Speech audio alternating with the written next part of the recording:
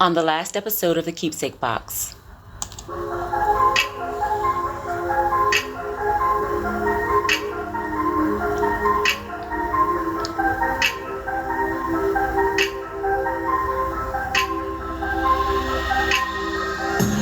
Ron threw me onto the bed and flipped me onto my stomach. He placed his left knee onto my back and started spanking my butt and thighs with his belt. I squirmed under the weight of his body, but he was just too heavy. After a few seconds, I stopped resisting and allowed him to beat me. Struggling against him seemed futile, as I was certainly at a physical disadvantage. I screamed into my pillow and waited for it to be over. That's all I could do. The entire spanking may have taken 5 minutes, but it seemed to have lasted forever. After releasing his knee from my back, Ron instructed me to get up. I did as I was told. He made me stand in front of him while he sat down on my bed. I was still nude from the waist down. Ron forcefully grabbed my arm and pulled me towards him. "Have you learned your lesson?" he asked. I answered yes, through sporadic gasps for air. "What are you going to call me?" he asked. Even though calling him Dad was at the very bottom of the things I wanted to do that day, I had indeed learned my lesson. With all of the dread in my spirit, I quietly said, "Dad." As if that wasn't hard enough, Ron said, "No, tell your daddy you love him." More tears began to surface as I said, "I love you, Dad." "No, say I love you, Daddy," he said. I repeated the words, totally devoid of any emotion. Without any further interaction, Ron turned and walked away. That was the first of many beatings.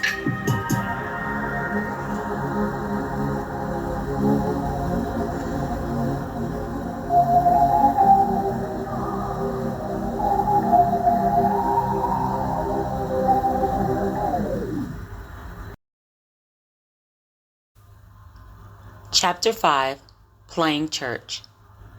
Narrated by Shandora Warren. Music by Epidemic Sound.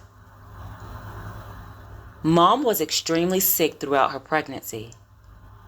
I was angry at her for the way that things had changed, but I still felt incredibly sorry for her. Although she was constantly vomiting, sometimes violently, Mom always managed to work extended hours every day. When she arrived home, she still attempted to do things around the house. She was just too sick and I couldn't allow her to do that. When I got home from school, I tried to do as much as I possibly could before Mom got home. I cooked dinner, did all of the cleaning, and washed clothes. After dinner, I did my homework and prepared for bed. That's all the time that was left in my day. As an adult, I now realize that I had entirely too much responsibility for a child of that age. Even then, I realized that Ron should have at least helped out. But what could I do? Mom was barely making it, and I was too afraid to confront Ron. I wanted to keep him off of my back, so I did what I had to do, and I did it quietly. I remember feeling extremely frustrated around that time. Even though I wanted to take some of the weight off of Mom, I knew it would be a while before I could relax. It was early in Mom's pregnancy. She wasn't even showing and she was practically an invalid. I couldn't imagine how bad it would get in her latter stages. Not only was Mom sick all the time, but her appearance started to suffer as well. She didn't put a lot of effort into looking the part anymore, and she had dark circles around her eyes. Mom's hair, which was usually beautifully styled, was pretty much thrown into a messy bun most of the time. She was so pretty before the pregnancy. Watching her in that state was extremely difficult. I remember when I was younger, and I asked Mom for money after doing my chores. She told me that she had paid her dues with the hardships of being pregnant with me. Witnessing the way she suffered while pregnant, I completely understood what she meant back then. I never asked for money after that. Not that I would have received it anyway. With only Mom working full-time, money wasn't particularly plentiful. Besides, they couldn't afford to pay me for all the work I was doing around there. I was practically a living maid. The worst part was, I didn't see an end in sight. Life seemed extraordinarily difficult. I was only in the 7th grade and I didn't have an optimistic outlook on the rest of my life. It seemed that everything was working against me, and I had already started the process of diminishing my own self-worth. It was ingrained in me that I was ugly, which was reinforced by Brandon breaking up with me for Toya Boone. Not only did I have to keep that in mind, but I had to watch them play happy couple every day at school. I had to watch it, and I had to appear to be unbothered by it. That was a skill that I had mastered, but it didn't make things easier in my mind. Additionally, I didn't have the benefit of having my home as a safe place. Actually, it was the most unsafe place. I had gone from life with Mom and Grandma to life with Ron, a pregnancy, a marriage, and misery, all within a few months. And it didn't seem that things could get much worse. But as it often does, life found a way to prove me wrong.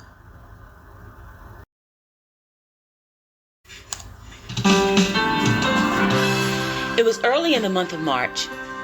As I did every other morning, I arose early and started cooking breakfast. Knowing that it was one of Mom's favorite meals, I made sausages, scrambled eggs, grits, and biscuits. They weren't the homemade biscuits like Grandma used to make, but I figured she'd appreciate the gesture nonetheless. Mom was able to keep some of it down, but she wasn't feeling well enough to make it to church.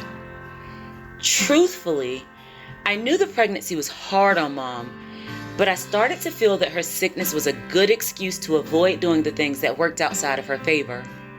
Mom was always too sick for church, yet she managed to work at a factory for 10 to 12 hours a day, 6 or 7 days a week. Mom never really liked church. She was more of a special occasion attendee. But when Ron became a preacher, I'm inclined to believe that she felt obligated to attend a little more often. Her sickness seemed to be a little too convenient on Sundays, but Ron never seemed to mind. Ron and I ate breakfast in the living room while Mom chatted on the phone about the miracles of pregnancy. I remember thinking to myself that I never wanted to experience that miracle. It was Ron's day to preach, so he spent our breakfast time going over his notes for his sermon. His preoccupation was beneficial to me, as I didn't want to fake the exchange of pleasantries while eating my breakfast. I washed the dishes while Ron took a pitcher of water to Mom and set her up in the event that she needed something in our absence. Ron and I left for church. We listened to gospel music as Ron tapped his fingers on the steering wheel. I spent the time staring out of the window. We passed a park on the way to church. I secretly envied the children who were playing outside. They looked so free. Meanwhile, I was staring out of the window, wondering what I was going to prepare for dinner.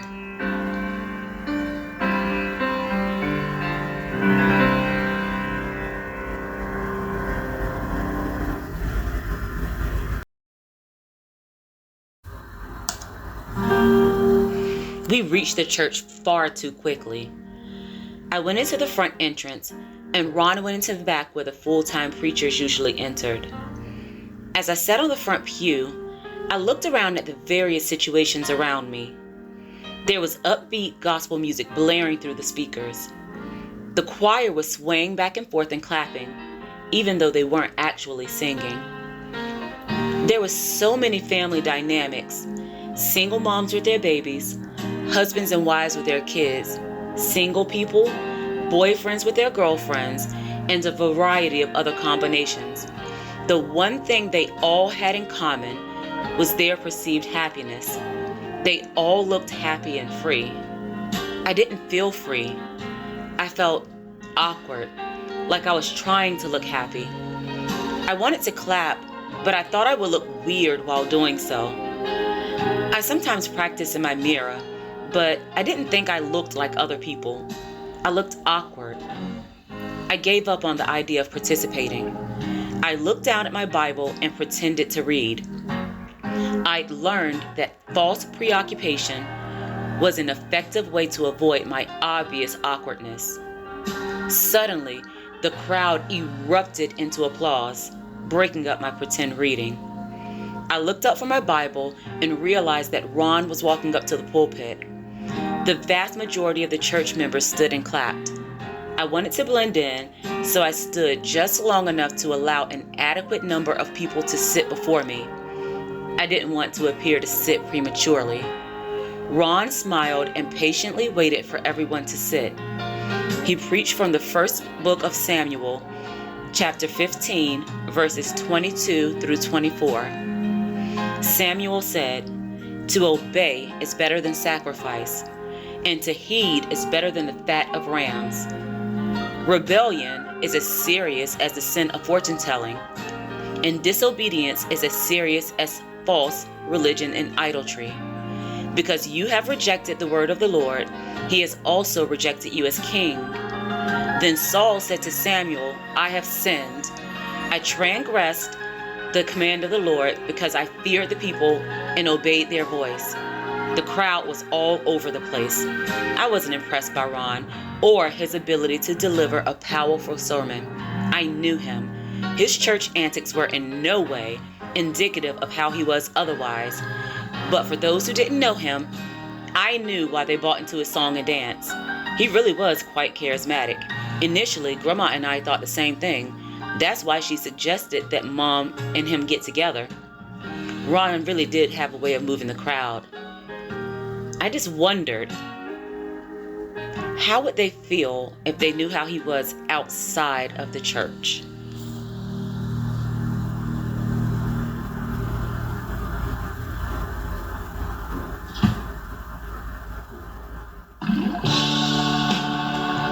After what seemed like forever, Ron's sermon was finally over. The day was extended by the normal post-service antics, but that was the light at the end of the tunnel. I knew it was almost over. At the conclusion of the service, we were expected to stand around and wait for the congregation to congratulate Ron on preaching a good sermon. Most people gave a quick, "Good job, Pastor." A couple of the deacons commented about how the offering was always so much better when he preached. Ron attempted to look humble, saying that he was just doing God's work, but he was over the moon, I could tell. It seemed as though the crowd was finally dissipating, and I was relieved that it was time to go home. But just as we were about to exit, the full-time preacher told Ron that he needed to speak with him for a moment. Ron gave me the keys and told me to wait outside. While I was disappointed that our trip home was further delayed, I was grateful for the opportunity to enjoy the afternoon sunshine. It was a perfect spring day. It was sufficiently warm, but not overly so. A gentle breeze blew just hard enough to deliver the scent of the nearby honeysuckles. Bees and butterflies frolicked on the newly bloomed flowers. I remember thinking that nothing bad could possibly happen on such a beautiful day. After approximately 30 minutes, Ron exited the church sporting a huge smile. I stepped up into the truck, careful to tuck my skirt under as I sat. Ron was bursting with excitement. "Guess what?" he said. Before I could inquire about the source of his excitement, Ron told me that he had been asked to take the full-time preaching position at the church. I wasn't at all excited, but I knew better than to let my face reflect my true feelings. I clasped my hands together, hoping that I appeared to be happy. "That's great," I said. The fact is, it wasn't great.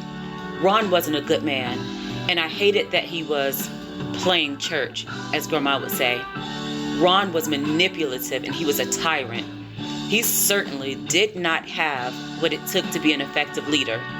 I felt sorry for those who believed in him, especially Mom. Breaking me from my thoughts, Ron said, "I think a celebration is in order." "I think too," I said, still attempting to give the perception of excitement. I'm not sure what I thought a celebration entailed. I was 12. It wasn't as if we were going out to a nightclub. I wondered about it nonetheless. Ron exited the church parking lot and headed towards the house. I stared out of the window, still wondering about the details of the celebration.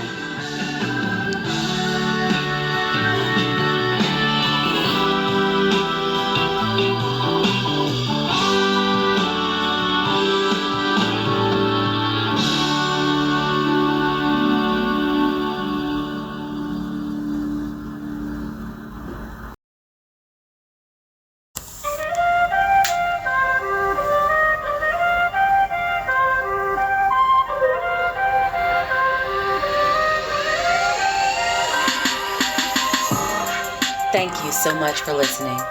Make sure to follow Shenny Tells a Story on Facebook and Instagram. I'd love to hear from you. If you're interested in purchasing books by Shandora Warren, they're all available on Amazon. I sincerely appreciate each and every one of you. Thanks for helping me to create the world that I want to see. Oh yeah, you're welcome.